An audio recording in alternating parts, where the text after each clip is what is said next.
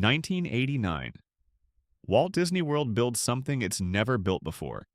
A nightclub district, tucked behind the parks, selling alcohol under the same roof that raised generations of kids on Mickey Mouse. They call it Pleasure Island. For 19 years, it ran on one strange promise. Walk through the gates and it's New Year's Eve. Every single night. Here's what almost nobody remembers about it now.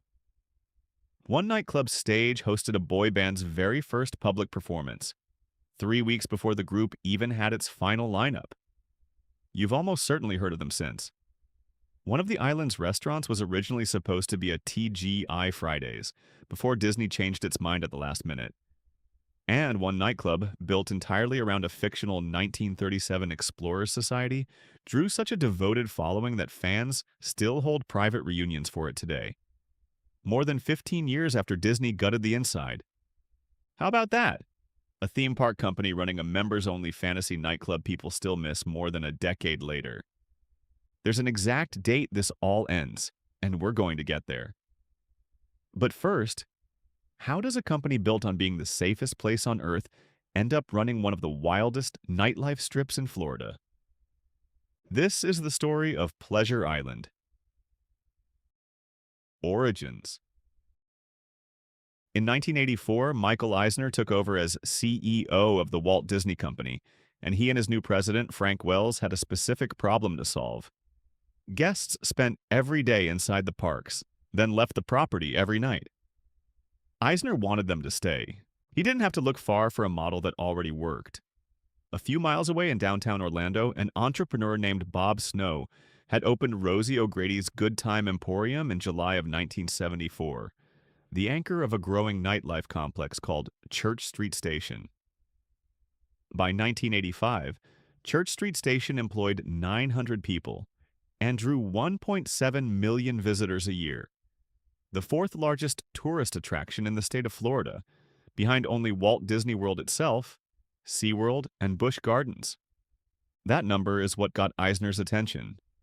If a single city block downtown could pull that kind of traffic on its own, Disney wondered what the same idea could do sitting inside its own gates. On July 21, 1986, Eisner announced Pleasure Island at a press event aboard the Empress Lily riverboat, complete with a scale model of the site and a fortune-teller character named Madame Zenobia, who predicted its opening for the crowd. Construction began the following month. The scope wasn't small. While Pleasure Island went up, Disney was simultaneously building 4 new resort hotels and a water park nearby, Typhoon Lagoon among them. This wasn't a side project. It was one piece of the largest expansion Walt Disney World had attempted since it first opened. Selling alcohol on purpose, as a centerpiece rather than a footnote, was new territory for a company that had spent decades building its identity around being safe for children. But Eisner pushed forward anyway. On May 1, 1989, the same day Disney MGM Studios opened across the property, Pleasure Island opened its gates for the first time. Mannequins. Inside, Pleasure Island held 8 nightclubs, several restaurants, and a scattering of shops, each wrapped in its own invented history. A habit of Disney's Imagineers that gave every building on the island a fictional biography nobody who actually worked there needed to know.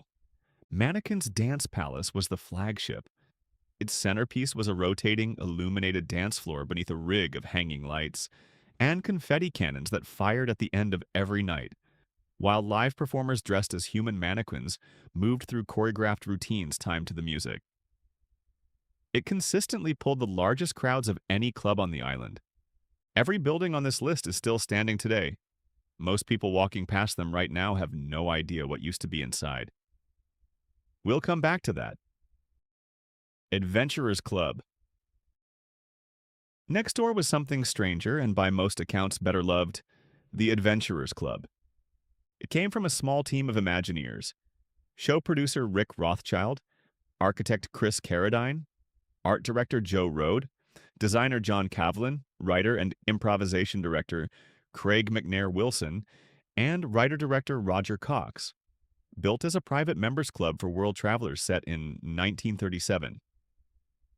Inside, guests met a cast of over-the-top explorer characters: club president Pamelia Perkins, aviator Hathaway Brown, treasurer and ichthyologist Otis T. Wren, curator Fletcher Hodges, cabaret singer Samantha Sterling, and an eager newcomer named Emil Bleehall, alongside puppeteered characters, a talking colonel, a genie, mounted heads on the wall, all voiced live from backstage.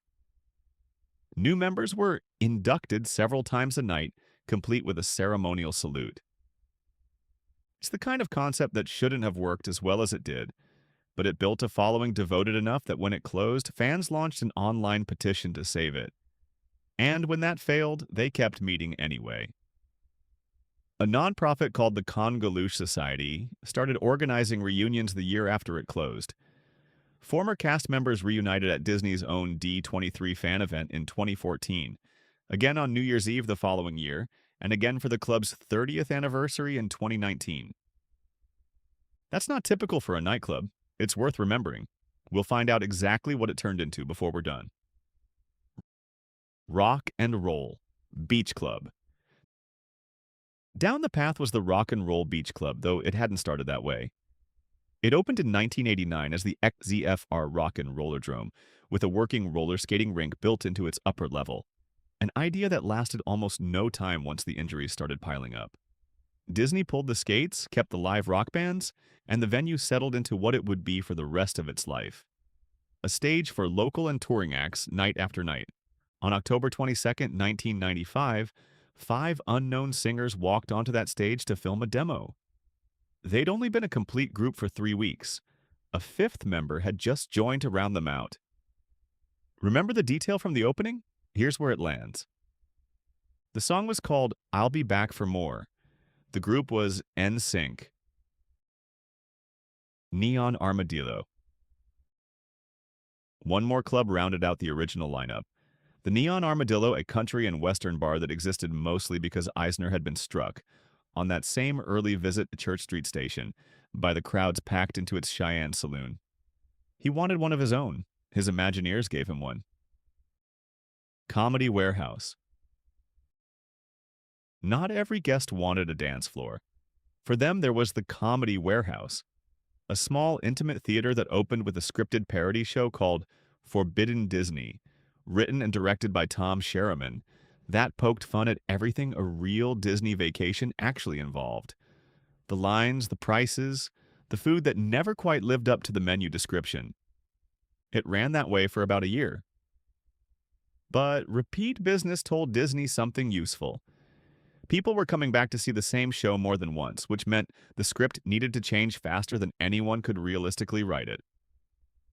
So the theater shifted to a fully improvised format under director Chris Oyen, who'd moved to Orlando in 1990 specifically for the job. One bit became a signature. A phone at the end of a row would ring mid-show, and the cast would build an entire improvised song out of whatever the audience member on the other end said. It never happened the same way twice, which was exactly the point. Restaurants and shops. Outside the gated club sat the restaurants, and unlike the nightlife, they didn't require a ticket to get in. A detail that would matter more than anyone expected later on.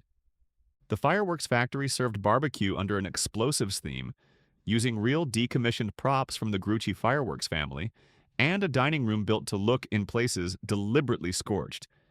It later became the Wild Horse Saloon, then a dance club called Motion. Today, the site holds the Boathouse. The Portobello Yacht Club served Italian food from a patio modeled as Pleasure Island's fictional Rose Garden, a concept Disney had almost handed to TGI Fridays instead. Because it sat outside the gates, it outlasted every nightclub around it, and today, renamed, it's Terralina Crafted Italian. And the Empress Lily, a riverboat restaurant named for Walt Disney's wife, Lillian, had been sitting on the water since 1976. It was refurbished in 1995 into Fulton's Crab House, then rebranded again into what's now Paddlefish. A handful of smaller shops rounded things out, one letting guests record and buy their own music video on the spot, another built entirely around collectible Mickey memorabilia, though neither left much of a mark once the doors closed for good. Then there was Jessica's, a gift shop built entirely around Jessica Rabbit, riding the wave of Who Framed Roger Rabbit's popularity. It only lasted from 1991 to 1992, but its 30-foot neon sign, with a leg that swung and sequins that shimmered, outlived the shop itself by well over a decade. Relocated to the West End stage in 1993 and left standing until 2006. New Year's every night. By its second year, Pleasure Island needed a bigger idea, and it fell to a Disney executive named Art Levitt, then vice president of resorts and special projects, to find one. What he landed on was blunt, and it worked. New Year's Eve, every single night of the year.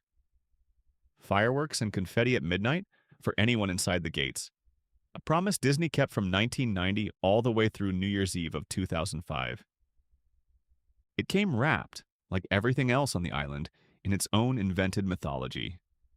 The story went that the island's fictional founder had declared every day a new year after the birth of his daughter. But underneath the story was a real marketing engine, complete with a mascot called the Funmeister and a real outdoor venue, the West End stage, that hosted acts guests genuinely remembered. New Kids on the Block, Marky Mark and the Funky Bunch, Christina Aguilera, Duran Duran and Styx and Hootie, and the Blowfish sharing the same New Year's Eve bill. Former cast members have claimed bigger names slipped in unannounced over the years, Michael Jackson among them. Disney's never confirmed it, and neither could we. What's actually documented is impressive enough without needing the rumor. The slow decline. The entire premise of Pleasure Island rested on one assumption, that guests would keep choosing it over every other way to spend a night in Orlando. For a decade, they did. Then Orlando changed around it. In 1999, Universal Studios opened City Walk a few miles away, its own nightlife district, but stocked with brand names guests already trusted before they ever walked through the gate. Hard Rock, Margaritaville, Bubba Gump, NBA City. Disney, meanwhile, was quietly competing with itself. Its own West Side expansion, House of Blues in September of 1997, Cirque du Soleil's La Nouba at the end of 1998, Disney Quest not long after, gave guests every reason to spend an evening at Downtown Disney without ever buying a ticket into Pleasure Island's gated clubs. By the end of the decade, Downtown Disney had nearly doubled in size. And what actually cracked the island wasn't a rival park or a recession. It was a decision Disney made itself. In 2004, the company eliminated the island-wide cover charge, opening the gates to anyone who wanted to walk in for free, including, increasingly, unsupervised local teenagers with nowhere else to be. The atmosphere the island had spent 15 years building started to slip. By March of 2006, the West End and hub stages had been dismantled. By January 1, 2007, the dance clubs had reverted to a strict 21 and over policy. And on June 27, 2008, Downtown Disney Vice President Kevin Lansbury announced what Disney called a bold new vision: the closure of the island's 6 remaining clubs. In response, the statement said, "To customers who desire more broad-based dining and retail opportunities." Wow! 19 years of nightlife, reduced to a line about retail opportunities. Fans organized.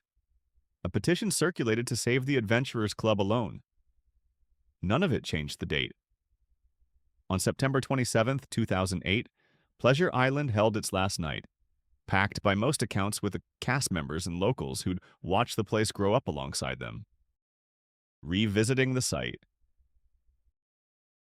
Here's what became of it. Mannequins is now Morimoto Asia. The Comedy Warehouse is STK Orlando. The old BET soundstage, itself a former Neon Armadillo, is Maria and Enzo's. And the building that once held the Adventurers Club is now the Edison, connected by a hidden passage to a bar next door that still quietly nods to the world the Adventurers Club invented. That's the part worth sitting with. The Adventurers Club closed in 2008, but the fictional universe built inside it, the Society of Explorers and Adventurers, didn't. It resurfaced at Tokyo Disney Sea, woven into the story behind the Tower of Terror there, and again in Mystic Manor, and again along the Jungle Cruise. A club that lasted less than 20 years quietly became the backbone of stories Disney is still telling, in other parks, on other continents, right now. A couple of things worth clearing up before we go. The stabbing sometimes attributed to Pleasure Island's teen club almost certainly happened somewhere else. A fatal incident at Disneyland's own teen venue, closed that same year, has been conflated with this one more than once. And the story about a Pleasure Island cast member's name tag hidden inside a wall at House of Blues is likely built on a real piece of art there. Just not one we could confirm holds what people say it does. Worth knowing the difference between the documented and the retold. For a while, Disney floated another name for the rebuilt site entirely: Hyperion Wharf, a nautical warehouse concept that got as far as a $3.2 million lighting budget before the plan was quietly dropped. What actually opened in the spring of 2015, roughly 2 decades after Pleasure Island first welcomed guests, was something simpler: the landing at Disney Springs.